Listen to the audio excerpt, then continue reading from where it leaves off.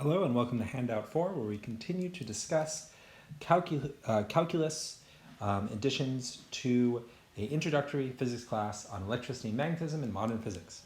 Handout 4 continues to cover the topics of electricity and magnetism. The topic here is oscillating circuits.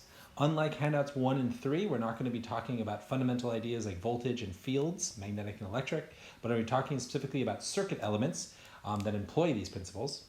But the reason that this is such an important lecture in the choice of key calculus topics in such a class as this is because it deals with differential equations for oscillators. And in fact, the three differential equations we're going to be looking at today are identical in mathematical form to the mechanical equations of a simple harmonic oscillator, a damped simple harmonic oscillator, and a driven damped simple harmonic oscillator, which are all covered in the mechanics section of any introductory physics book and are discussed in handout 5 from Physics 37, the notes of which are posted on the Canvas page if you want to look at those mechanics notes, okay? So let's take a look at our objectives. So objective 1 is to understand that Kirchhoff's loop law supplies differential equations from circuits with resistors, capacitors, and inductors that have solutions in the form of functions. And that's because Kirchhoff's loop law tells us that the voltage, or rather the sum of voltages around a loop, is equal to 0, okay? And essentially what that's telling us is if we sum up all those voltage changes across circuit elements, it will always sum up to 0. And that's how we're going to get our differential equations every time with the correct form of a derivative plus a second derivative plus maybe a constant equals 0, okay? Okay, we then want to understand that a direct current LC circuit. What is an LC circuit? Well, L is inductor, C is capacitor, so that's an inductor-capacitor circuit. Takes a mathematical form identical to a simple harmonic oscillator. Okay, so an LC circuit is like a simple harmonic oscillator. And that a direct current LRC circuit takes an identical form to that of a damped simple harmonic oscillator, because the R, which stands for resistor, so now it's an inductor resistor capacitor circuit, the R in that circuit is doing the damping. It's like adding a drag force to a pendulum that's swinging like a simple harmonic oscillator, or adding a drag force to a spring that is bouncing back and forth like a simple harmonic oscillator. So it is the epitome, it's the exact example of that damping function, okay? And the correct mathematical form of that damping function. Furthermore, it's good to think about what's going on here. What is oscillating, right? When we talked about mechanical oscillations, it was always an oscillation that could be best understood, in my opinion, in terms of energy. So potential energy becoming kinetic energy, whether it was elastic potential energy in the case of a spring becoming kinetic energy, or whether it was gravitational potential energy in the case of a pendulum becoming kinetic energy. But that was the back and forth. That was the exchange. Well, if you think about what's happening with an LC circuit, which I'm saying really is exactly the simplest version of an oscillator, but now in the context of electronics and magnetism, okay? What it would look like, right? We'd have a circuit, it would have an inductor, then it would have over here, it would have a capacitor, right? And so we'd have our inductor and our capacitor, and the idea is that the energy is going to go back and forth between these two forms. So it's going to be stored in the capacitor in the form of electric field energy, or the energy is going to be stored in the electric field of the capacitor. Then a moment later, a half cycle later, the energy, or really a quarter cycle later, the energy is going to be entirely stored in the form of the magnetic field of the inductor. And that energy is going to bounce back and forth, stored in the magnetic field of the inductor, stored in the electric field of the capacitor, bouncing back and forth forever, okay? There would be no dissipation in this system. In a perfect LC circuit, where I guess the wire is a superconductor, in that case, it's just going to bounce back and forth forever. But once we add the idea of the resistor, once we say that this circuit has resistance in it, right, shown here, then that resistor makes for an LRC circuit where the energy is going to bounce back and forth, but slowly leave the system, slowly change into some other form that's not electric or magnetic stored energy. In fact, it's probably becoming heat energy, leaving the system entirely. That's what the resistor is doing, of course. And there, that damping means that the system slowly decays to 0. It continues to oscillate up to that eventual decay, but it does decay. All right. So what do the differential equations look like, and how do they make sense based on the math and just kind of comparing them to a mechanical system, or just the, how do we justify this, right? Well, let's go through the key formulas. Excuse me. All right. So formula 1. This is the differential equation of charge for an undamped LC circuit. And again, I won't get into this too much, but these two terms are just coming from the voltage changes across the elements. This is the voltage change across the inductor. This comes right out of Faraday's law, but customized specifically to the circuit element of the inductor. So this is the change in current over change in time multiplied by the inductance of the inductor gives us the voltage change across that inductor. Likewise, the voltage change across the capacitor is the charge divided by the capacitance. Okay? So then, when we solve this equation in terms of charge, and we do that by expressing the fact that notice this, right? Current is by definition the negative of the first time derivative of charge, okay? So that means that if your charge is changing in a certain way, then your current is going to be flowing in the opposite way. And that has to do with the sign convention of charges and the way that current represents the flow of positive charge, right? It points in the direction of the flow of positive charge. But that means that when we make that substitution, that now we write our differential equation entirely in terms of charge, it takes this form.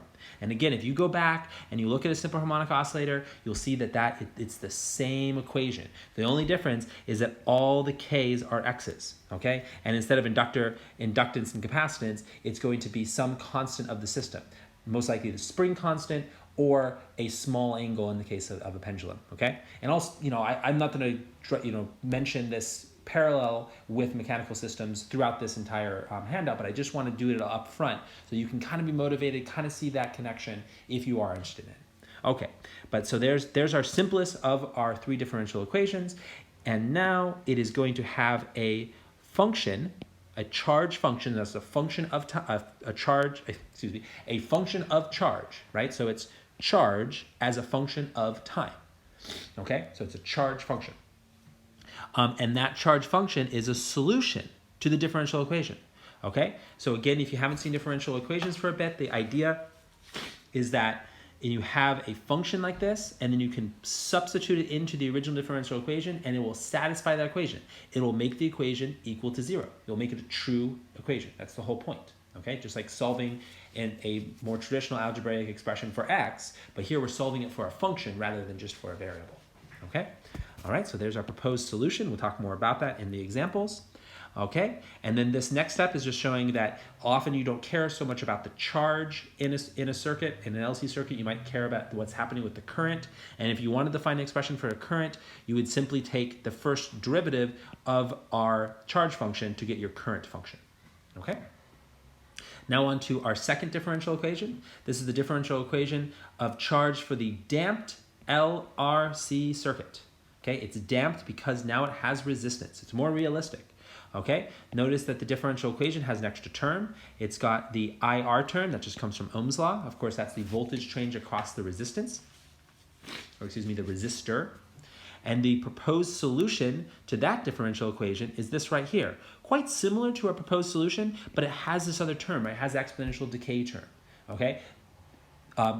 Qualitatively, or in terms of the theory, that should make sense because the damped oscillator means it's decaying. The current is eventually disappearing. The energy is eventually disappearing. And then the fact that it's still oscillating shows up in the fact there's a cosine there, okay? Excuse me, I have allergies.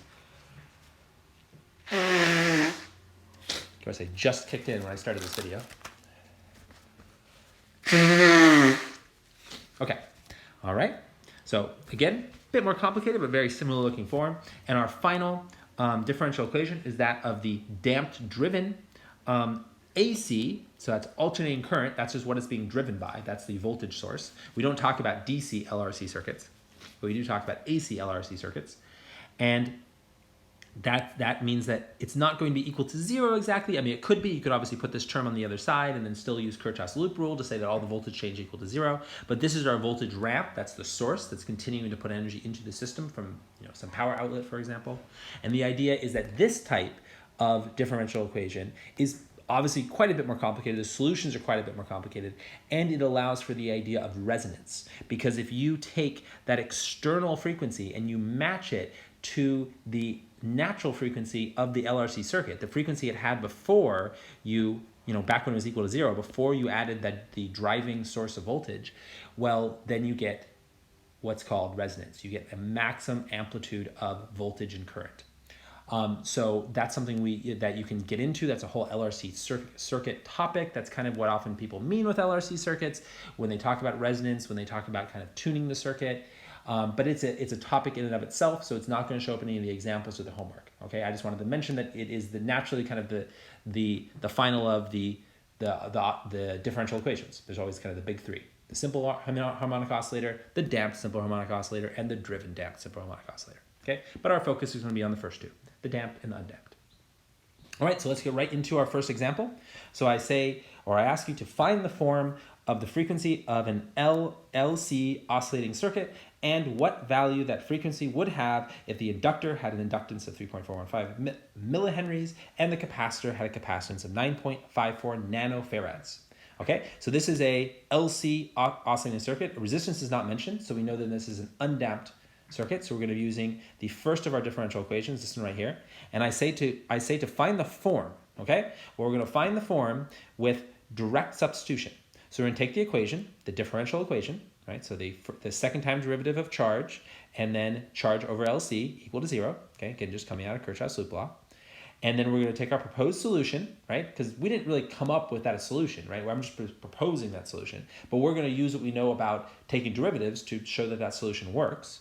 So we're going to directly substitute it in. So for every Q, I'm just going to plug in the function form, okay? So then what's going to happen is that first term, that second derivative, well, if I take the first derivative of Q naught cosine of omega t plus phi, I will get negative Q naught times omega, because the omega would come out due to the chain rule, times sine of omega t plus phi, because the first derivative of cosine is negative sine. But I still have a derivative left to take, so I have to take the derivative of this whole expression. When I do that, the negative sign will become a negative cosine, because the derivative of sine is cosine.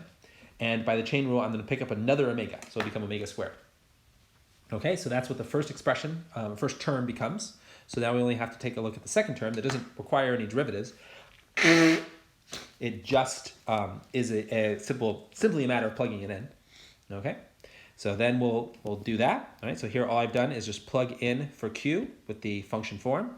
And then I still have the whole thing set equal to 0. And the reason I'm going to set it equal to 0 is because I'm going to try to solve for omega. Okay? So how do I solve for omega? Well, I simply get rid of the cosine. Well, why is that? Well, because omega needs to make the proposed solution, this right here, right? That's our proposed solution. It needs to make that solution true for all values of time t. And the only way for the proposed solution to be true for all values of time t is to have omega make sure that everything goes to 0 all of the time. Okay? And then that means that the omega is really doing that job to make sure that the solution is true. And omega, which I haven't mentioned, is the angular frequency, which you may have remembered, right? So omega is an angular frequency. It's radians per second. So the idea is that this system oscillates. It creates a complete oscillation, a complete repetition at a certain rate. And that rate never changes. That's the whole point, right? It steadily oscillates. And that full oscillation is, we can think of it as a circle. It's a circular phenomenon, even if it physically isn't a circle. And that full oscillation is composed of 2 pi radians. So then an angular frequency is how many radians are covered per second. Okay? So it's radians per second. Whereas frequency is repetitions per second or oscillations per second. But we'll see that kind of that formula show up again if you're a bit rusty on that relationship between angular frequency and frequency. All right, but the whole idea is that the cosine goes away. So essentially what I'm doing is I'm just factoring out the term that is shared, right? Because these are like terms, right? They're both like terms. So I can factor out what's shared by them, which would be a negative omega squared, and then a 1 over LC. I don't bother factoring out the Q naught. That should be a Q naught, because that's just it's shared by both terms, so I can effectively divide 0 by that Q naught, and it's not going to affect the overall solution. Okay, but here I have an expression that is equal to 0, and that means I have to solve for omega. So when I solve for omega, I find that the angular frequency is equal to the square root of 1 over LC. Okay, so this is just This is just the angular frequency of our undamped simple harmonic oscillator. All right, simple as that. Okay, so then if I was asked then to find the value of frequency for a particular combination of inductance and capacitance, and that's all I've done here. So notice I wrote frequency instead of omega, or F instead of omega. So F is equal to 1 over 2 pi times omega. All right, that's the relationship, or in other words, omega is equal to 2 pi F, right? So then I just solve for F. I plug in the values for L and C, shown right here. And there we go, we have our frequency. So that's repetitions per second. So a circuit is quite fast, right? It's a circuit, electricity and magnetism is capable of being very fast, unlike mechanical systems. And it's bouncing back and forth about 175,000 times per second. 1.75 times 10 to the 5 hertz. Okay, hertz are just inverse seconds. Okay, so we've seen the idea of direct substitution. We've seen how we solve for an omega. And then we've just got to go ahead and plug in some numbers as we were asked to do. Okay, so let's look at example 2, so to build on those ideas. All right, so in example 2, it's all about the damped simple harmonic oscillator. Okay, bit more complex. Let's see what happens. Okay, so here we need to find the form of omega prime, again, through direct substitution. Why omega prime? Well, notice that omega prime was the frequency, the angular frequency that shows up in the proposed solution for the damped simple harmonic oscillator with its differential equation right here. And I always say proposed solution because we didn't prove that's the solution. Someone told us that's the solution. We're kind of testing it out. That's why I use that wording, proposed solution, right? Okay, but anyway, so omega prime is going to be the new frequency because the frequency changes when we add damping. Obviously, the big effect of damping is that the system decays to 0, right? And the charge in the capacitor, the current, everything decays to 0. That's probably the biggest, most noticeable thing that happens with damping. But there also is a change to the frequency, okay? And in fact, it's not a very big change. But let's go ahead and solve for it, look at the form, and go from there, okay? So actually solving for the angular frequency of the damped simple harmonic oscillator through direct substitution takes a bit more work. I'm walking through the process. I swear, it's the worst timing. I had no allergy attack until the minute I hit record. Okay. All right, so let's go ahead, take a look at the next step. So here we have our differential equation. Here we have our solution function. All right, so I'm going to plug it in. I'll do it one term at a time. So there's a lot of calculus rules to follow here, and just a lot of kind of keeping track of all of our constants and doing some factoring and so on. Because let's think about it, right? So here's my solution. The thing is that this is a exponential function multiplied by a trigonometric function. So when I take its derivative, right? So I have the second derivative term here. So it's L inductance times the second derivative charge with respect to time, okay? So I plug in my function. So what I'm showing here is after what happens after the first derivative. I still have the second derivative left to do, which I'll do on the next line. But here, all I've done is just take the first derivative. Why has the one term changed to 2? Because of the product rule. So I had to take the derivative of the first function, treat the second function as a constant, then take a derivative of the second function, treat the first term as a constant. Okay, so I had to use the product rule here. Okay, so when I did that, when I took the derivative of the exponential function, everything attached to the variable t came out in front. That's where the negative r over 2l came from. Then by the product rule, I would add the plus, the same term, and then take the derivative with respect to t inside of the trigonometric function. So the cosine becomes negative sine, which is why we get another negative. So we have a negative and a negative. Okay, and notice an omega prime comes out because of the chain rule. Okay, because the cosine becomes a sine, but I still have to deal with the t inside, so then I end up with an omega prime, which is quite important because we'll need that in the final solution. But now let's take the second derivative. So now our two terms are going to become 4, right? That's where it becomes messy. Okay, so then by taking the second derivative, I have to do this one, do the product rule on it, and then do this expression, do the product rule. Okay, so let's quickly run through it. So when I do the product rule for the first expression, I deal with the exponential term first. I end up with another negative r over 2l. When they multiply together, they become positive. So it's positive r over 2l squared because negative times a negative is a positive. And then when I do the second one, I take the derivative of sine. The derivative of sine becomes, the derivative of cosine becomes negative sine, but there's already a leading negative, so the negatives cancel out and become positive. And then I pick up an omega prime, okay? Which unfortunately I left out. I'll correct that when I upload these notes. But there should be an omega prime that comes, this term ends up going to 0 anyway. So it wasn't a deal breaker, but there should be an omega prime right there. Okay, and the reason for that is because I took the derivative of the trigonometric function, and by the chain rule, the omega prime should come out. Okay, and now I have to do the same thing for the second term. For the second term, we'll take the derivative of the exponential first. There was a minus, but when I do the derivative of e to the negative r over 2l times t, the negative r over 2l comes in the front. Negative times negative is a positive, because that minus times that minus becomes that positive. Okay, the negative, the omega prime is just along for the ride. But then finally, I do the derivative of this term here. I'm going to, this is of the trigonometric part by the product rule, and now the exponential is along for the ride. And then when I do that, the sine becomes cosine. The derivative of sine is positive cosine, so it doesn't change the sign, so the negative is preserved. In fact, you can see it's our only negative term here. And then by the chain rule, I pick up another omega prime, and it's now squared, because it's omega prime times omega prime. All right, so that's everything for the first term. That's by far the worst. Now we're going to deal with the r dq over dt. Okay, we still have to do a product rule, but we have to do it once. So here we have an r, and then otherwise it looks like the first step when we did the second derivative attached to the inductance term, right? Because then when we did that first set of product rules and chain rules, we got that expression, and that's identical to this one. The only difference is now it's multiplied by r instead of l. Okay, so that's done. And then the third term, the 1 over c times q, well, then we just plug in our solution. We don't have to take its derivative or anything because it is just q. All right. So now we bring it all together, but before we do, because if we were to do that, we'd bring it all together, we'd have 4 terms from the second derivative, 2 terms from that, and then 1 term from the constant. So we'd have seven terms, right? And then we have to think about, are we going to factor something out of all 7 terms? Like what is that going to look like? Well, it turns out that quite a few of them go to 0, and this is why. Okay, so we're looking for an omega prime that satisfies the equation for all values of t.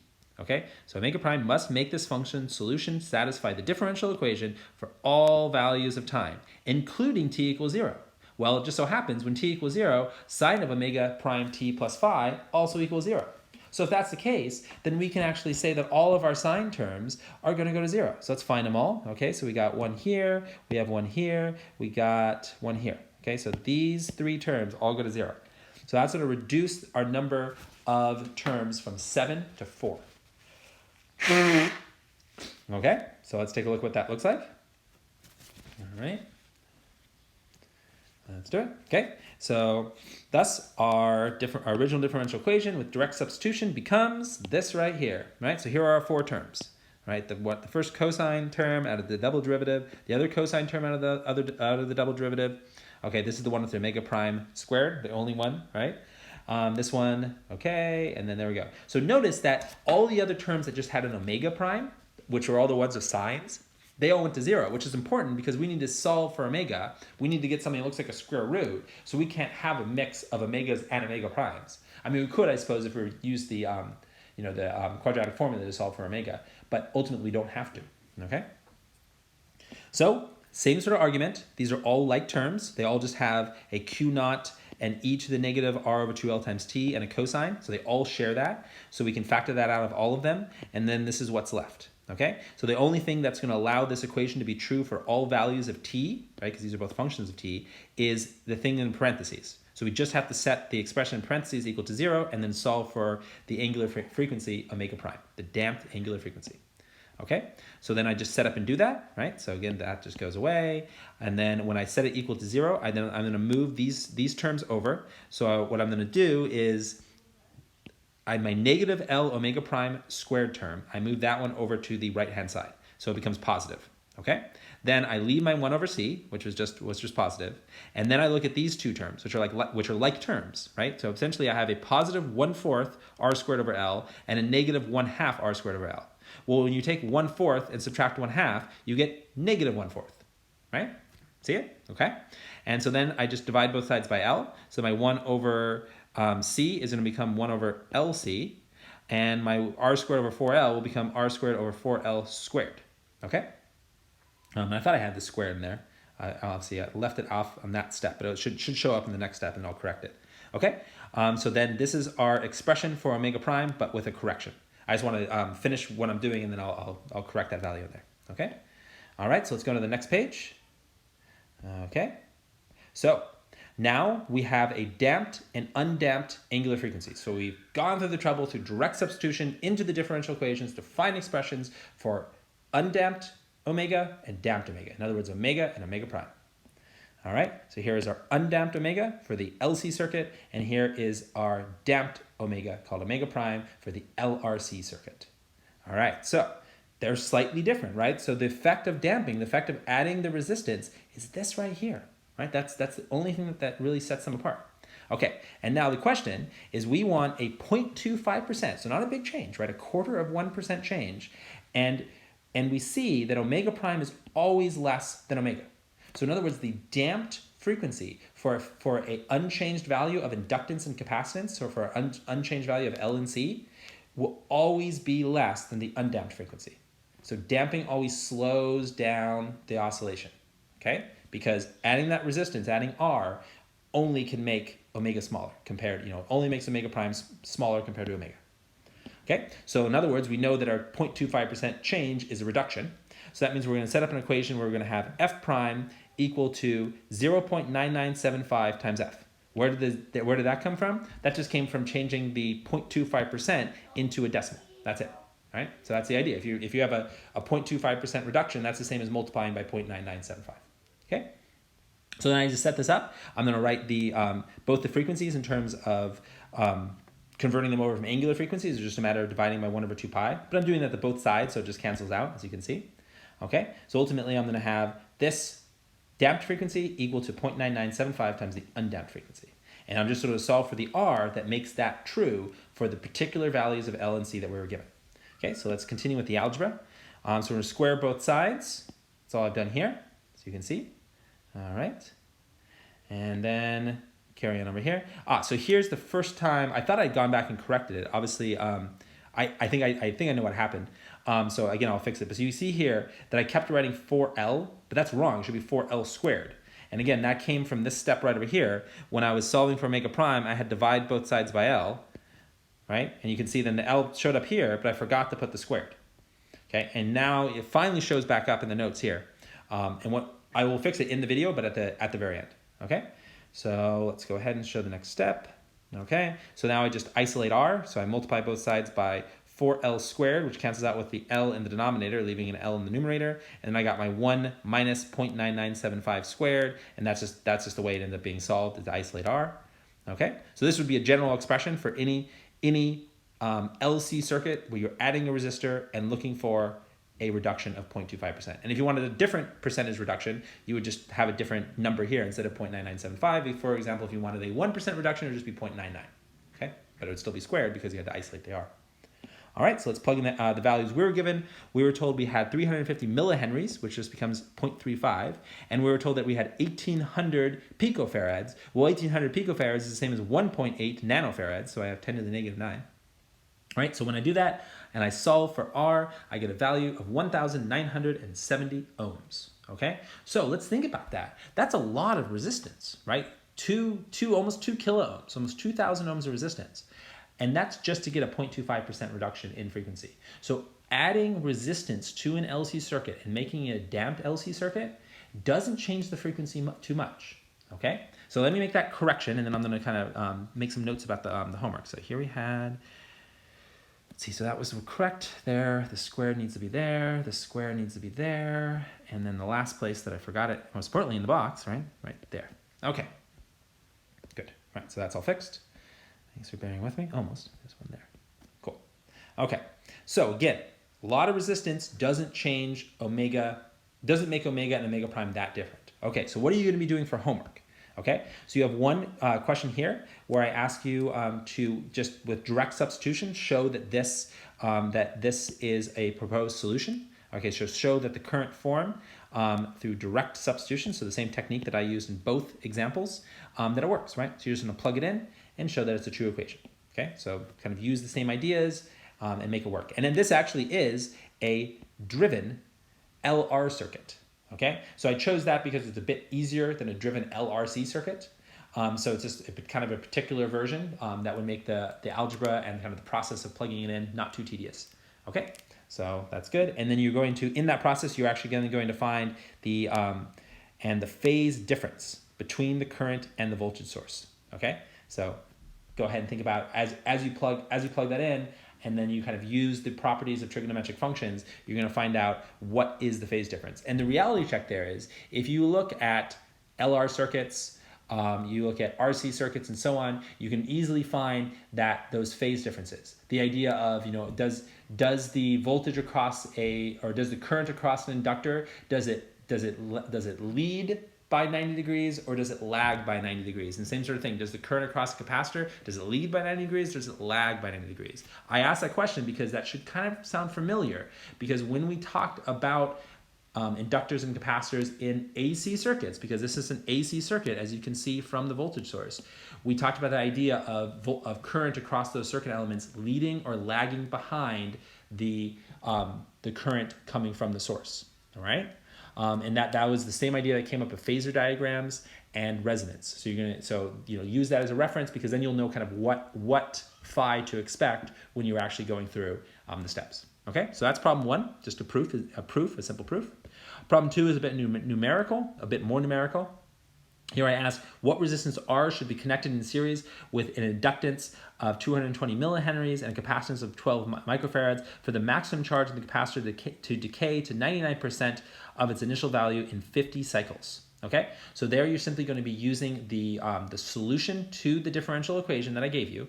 Okay, so the one that we proved worked in example 2.